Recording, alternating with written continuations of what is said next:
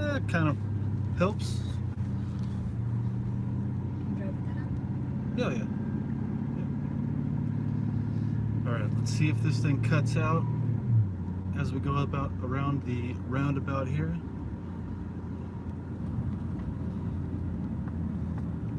Why? Is there something with the roundabout? Yeah, a lot of times when we leave the house, it gets to a certain point and it disconnects from the router, I think, and then goes to satellite, and it loses connection, which it looks like it's not going to do that. All right, we're live. Woo-woo.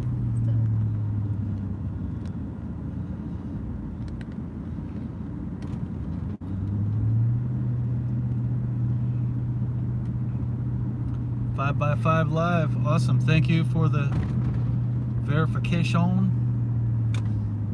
Appreciate that.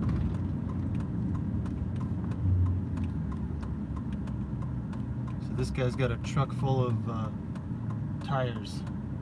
And an air compressor? Is that what it is? Air compressor and some tires. Alright. I'm like Rain Man. I just notice all kinds of little details and I'm like, truck with tires. Blue car, green car, orange car. Red car, red car. Some of you will understand that joke. It's not that funny, but when you're a targeted individual, you're going through certain things that you're put through and you're trying to explain it to somebody maybe that you're riding along in the car with. You kind of sound like Rain Man every now and then because you're just pointing out all these little details. Like Wapner's on at 11. Gotta get my underwear from Kmart. That's what he says in the movie, yeah. If you haven't seen Rain Man, go watch it. Who's on first? What's on second?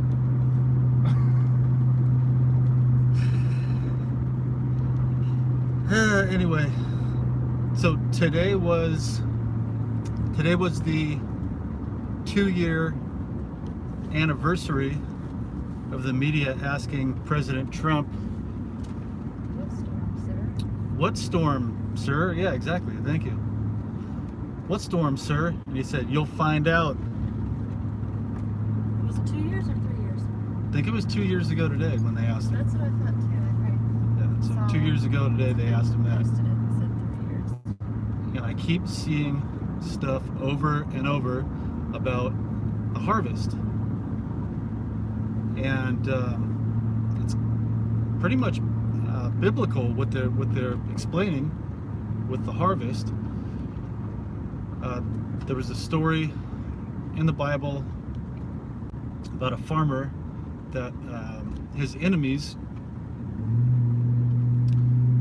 came in through a bunch of seeds in his crops Weeds. and grew weeds in the middle of his crops, and his workers, told him what had happened, and they said, "What should we do?" Should we go pull the weeds? And they asked if they should go pull all those out of there or what, and he said, "No, let them grow, and at harvest we'll separate the wheat from the chaff." Right? Well, pretty much, yeah. That was a different story, but Oh, that's a different separate story. the weeds from the wheat. That particular one, he said they'll separate the weeds from the wheat and take them to the barn and burn the weeds. But there was another parable that talks about the separating the wheat from the chaff. Okay, so I got two of them mixed up. Anyway, Same thing, pretty much. so the White House just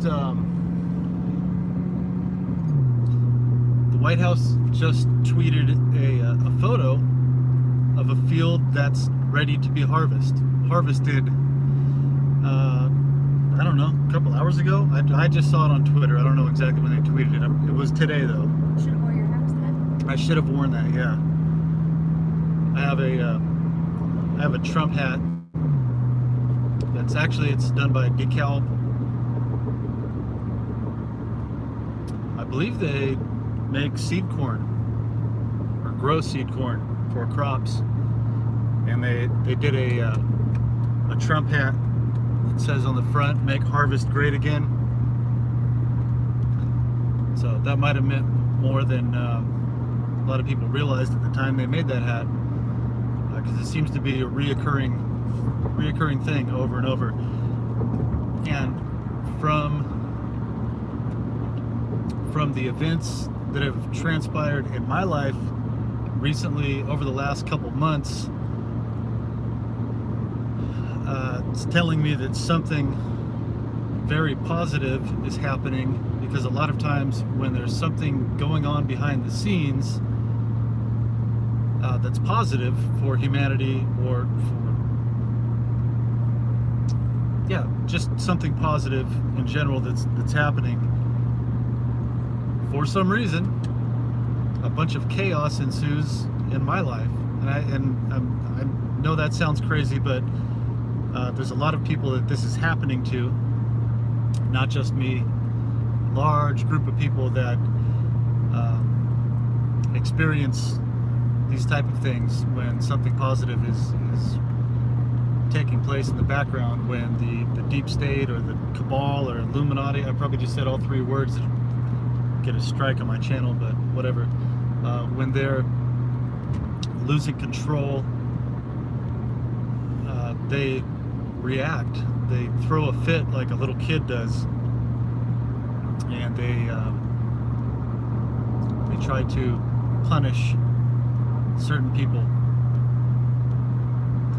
So I've been a big anti-deep state guy for a long time,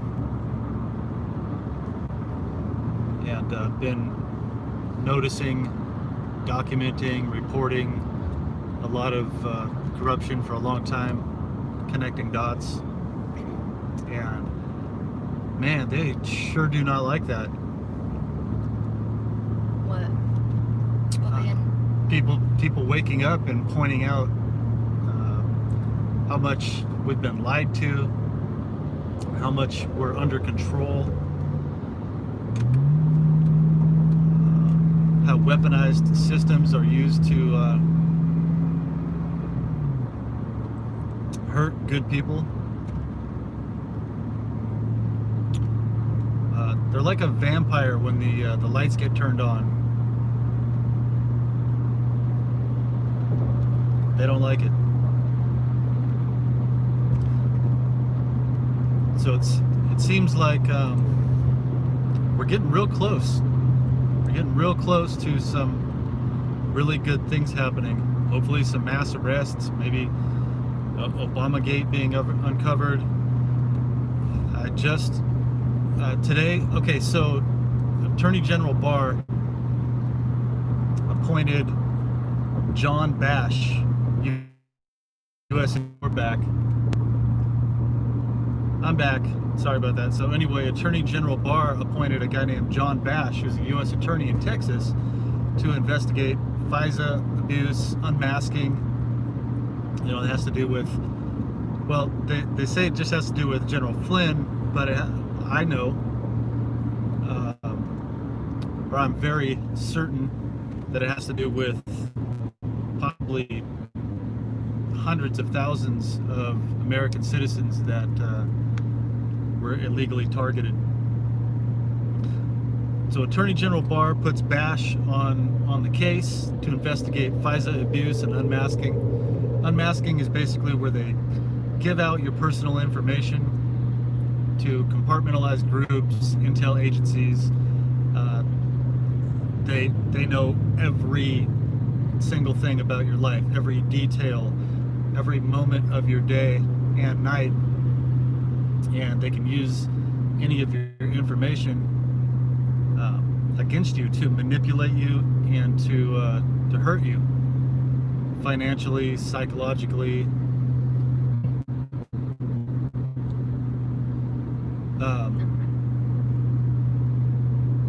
And that's been happening with a lot of people, myself included. And I've been reporting and documenting on that for 3 years now, since I realized what was going on in May of 2017, and it's been a clown show ever since.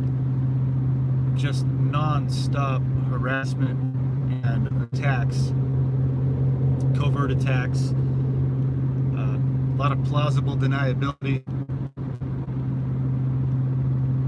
to make it look like accidents or other reasons other than you're being attacked. Bash just sent a letter to the president and to whoever. He announced his resignation.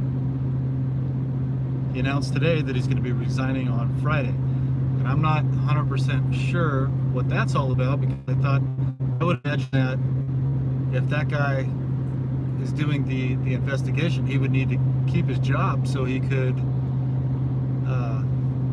testify in court, follow through with what he's doing. I don't know. I don't know their job, but it just sounded weird to me that he's all of a sudden resigning, and I was like, oh my god, did that guy get targeted? Did they unleash the beast on him and he saw the full force of like what can happen to you if you get targeted by the deep state, and he was like, okay, well, I thought I was a tough guy, but I'm gonna go ahead and check out now. You guys have fun with that. Or did he complete his investigation and then going to pass it to whoever, the prosecutor? There's a new prosecutor that is going to put in his place, Sofer, S-O-F-E-R, I believe. Something like that. So I'm just putting information out for you guys to. It did say in his letter that he had accepted a position in the private sector. Thank you. Andrea's riding with me. She's helping me remember some stuff here. And in his letter, it said that he had accepted a position in the private sector, and that he'll now resign. So I'm curious what part private sector he'll be working now. But it was interesting that it was at the same time that he announced that, Donald Trump told Mark Meadows to declassify some documents pertaining to the Flynn investigation, that whole thing. So that could have been. It could have been linked. It could have been both of those. Yeah, it could have. It could have not been a coincidence that President Trump had told Mark Meadows to declassify some documents that had to do with what was it, with FISA or with the Flynn, the whole Spygate thing. Spygate thing in general. Which, I mean, FISA is a part of that. Yeah. So maybe we're getting ready for the harvest, and some people are going to be removed, arrested, whatever they're going to do to them. Stop a lot of this corruption and chaos that's being caused in our country and around the world. The point of declassifying those documents is so that people can, because they've already seen them. If they haven't classified, if they're classified at a level that they're able to see the documents, and they're declassifying so that they can use them in court or so that they can share them with. Yeah. So I'm hoping they declassify more than just. I don't want to say just the Flynn case, because that's a big deal. That'll prove to people that FISA was abused and was used as a weapon against certain people and for profit of compartmentalized groups, federal funding.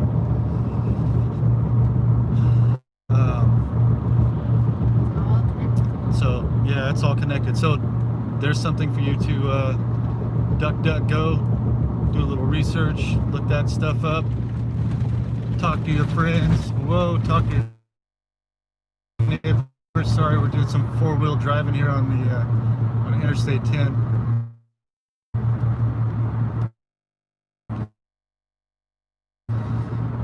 I'm curious about, or made me think that a lot of positive things are happening in the background. Like I said, in the targeting that I experience,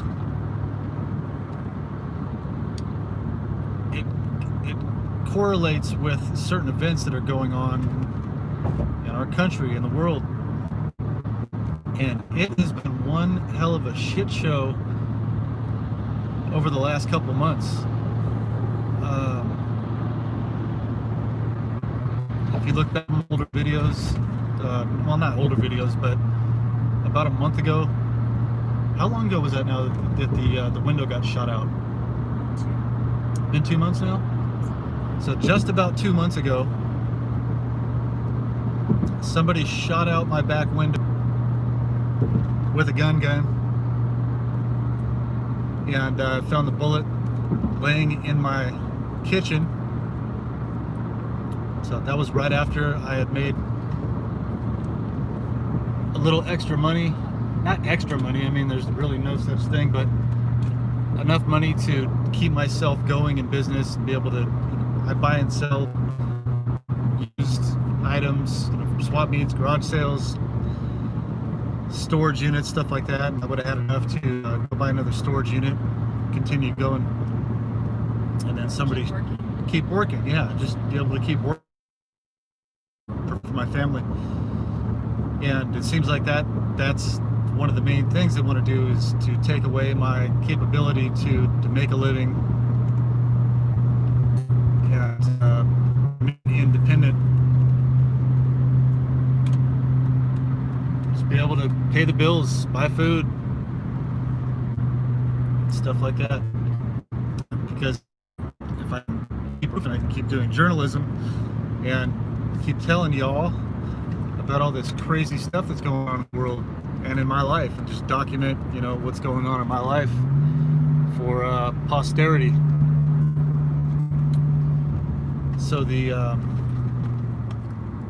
backsliding glass door got shot out.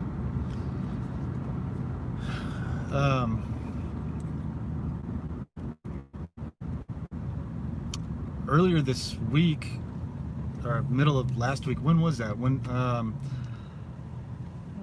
When they staged the car accident, they wanted to run into a lady and her child just about a week ago.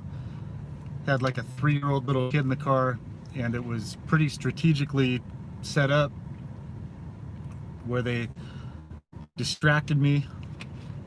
I allowed myself to get distracted, and the second that I did, traffic in front of me slammed on their brakes, and I caught it out of the corner of my eye. I slammed on my brakes, and I barely tapped the bumper of the person in front of me. And they immediately got out and asked if I had insurance. Do you have insurance? Do you have insurance? And I made a video. I was like, look at your car. There's not a scratch on it. There's no, you're okay. You just said you're okay. There's no injuries. There's no physical damage. The law says that there's no need to one, call the police to report it if there's no damage, if everybody's okay, or two, to exchange insurance information. So I waited for the lady's husband to get there, and he looked at it and he was like, yeah, okay, go ahead and go. And they seemed kind of disappointed that there wasn't more that had happened. So got through that. Of course, as I was leaving my house, a tow truck was approaching my house, lived towards the back of the neighborhood, and then as I got home, another tow truck met me at the house. So that's exactly how they do that. Do the signaling in this program, this cult signaling, whatever you want to call it. They basically let you know what they're going to do through signaling and covert methods. And I've gotten pretty good at, I've gotten very good at reading the signaling. I told Andrea, I said it's like being able to read Braille.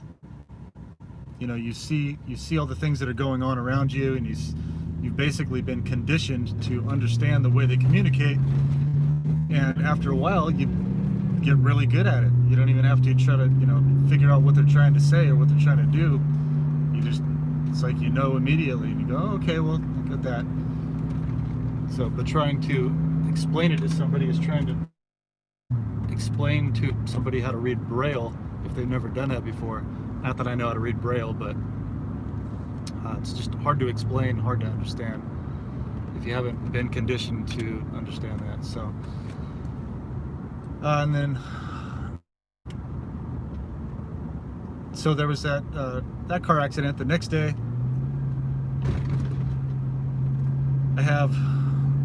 I'm about $700 short to pay all my bills. So I got online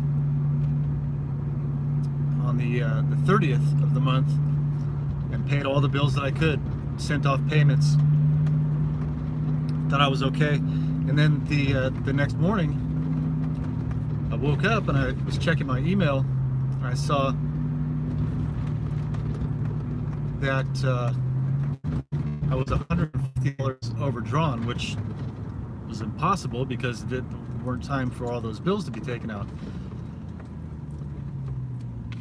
I checked it out and there was a hold on my account, so I had to call back, ask what had happened, and the state of California had a hold on all of my funds and my daughter, who has a high school checking account that's linked to my account because it's a high school checking account, but is not my money. And they stole all of my money. Well, they put a hold on all of my money, over $2,100, and all of her money that she's been saving up to buy herself a car. And she was devastated. She's worked really hard to save that money up.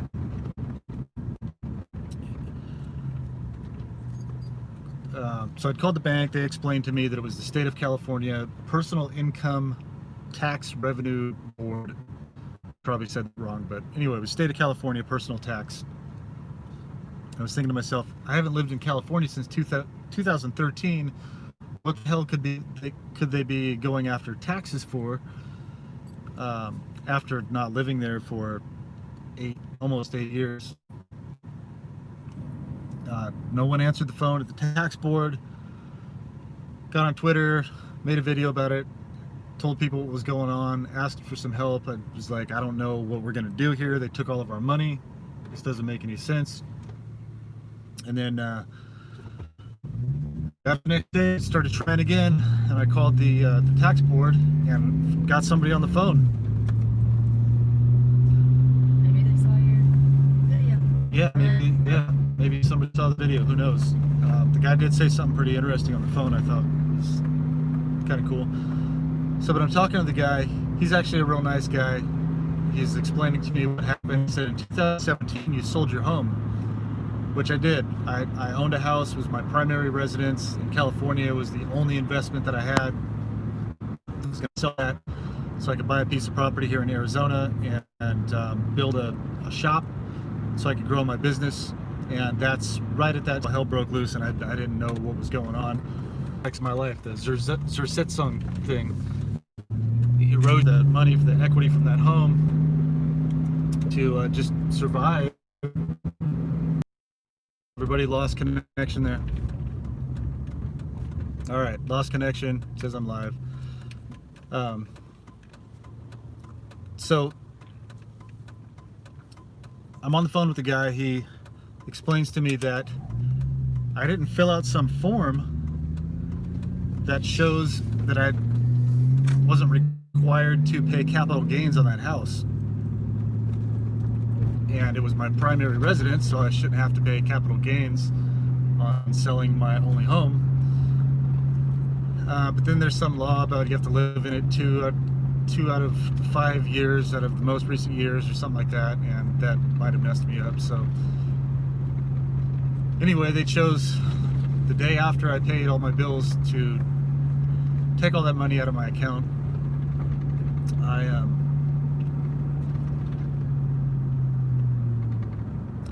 I had to set up a payment plan with them in order for them to release those funds. So I set up a payment plan, even though I don't think I should have to pay that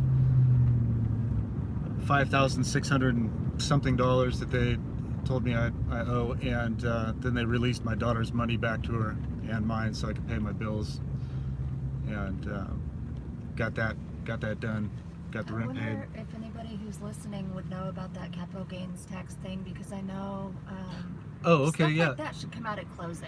Yeah. For, like, the title company should. That's. Andrea is saying that when you sell a house, the title company is supposed to They do the settlement process statement that all of the whoever you owe money to. yeah, all that money when you sell your house. So apparently that should have been done. I think. Yeah, possibly so. But if my anybody knows assumption. about capital gains in California, maybe put a message in the comments, or send me a message on Twitter at Michael Barden 8, MICHAELBARDEN number 8. So. Because it's And different now- in Tennessee, so I don't know how it is in California, but it seems like if you owed. Any Okay, kind so of I'm going to get taxes to like the that, yeah. next thing here real quick. Okay. So now, as a lot of you may know, I'm on probation after I got set up and received a felony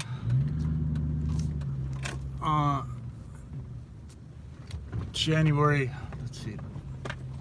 4th, 2018, and I've been on probation for over a year now, and I have to take random drug tests. So they've been signaling to me that they've put something in my food or whatever. And now I'm here at Aver Health the day before I have a probation meeting to take a urine analysis. So, let's see, should I leave this on, or you want to talk? No? Okay, Andrew doesn't want to talk. So I'm gonna go in I'll here say hi. and pull my pants down to my ankles and spin around in a circle in front of this guy before I pee in a cup, because that's standard operating procedure. That's what I have to do every time I come in here, and pay him $10 in order to do that. Which, by the way, Aver Health, AverHealth, just happens to be owned by Rothschild's holding company. The Rothschild family, one of the most evil families on the planet, who funded both sides of every war in recent history. They own this drug testing facility. So I really have to pee, and I'm gonna go do that, and I'm gonna check out right now, and I'll keep you all updated. Let's hope that harvest happens soon. All right, everybody. Love y'all. Have a good night.